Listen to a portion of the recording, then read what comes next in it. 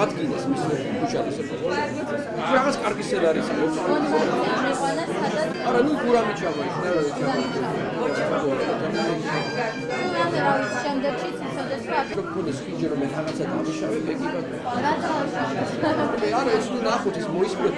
რუსეთის იმპერიის რუსეთის იმპერია რატო საერთოდ დედაუღირეს თუ გადაუღირეს. ლეკები არ მეცნება. ქვეყანა რომელიც არსებობს ყოველშემთხვევაში ეწოდება რუსეთს რომ დამოუკიდებლად შეგვიერთა, მაგრამ რა მოხდა? მოგზაურობა რაჭალეშვილს.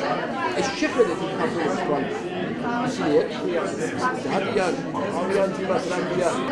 დამალი რუსეთის იმპერიის დროშკაც, ეხლა კიდე სრულია? ეს იცნობ საერთოდ იშვიათი გლეხი რომელიც იცით ეს ახალია და მეტო ძალიან აი განვიცდიდი ამ საქმეს.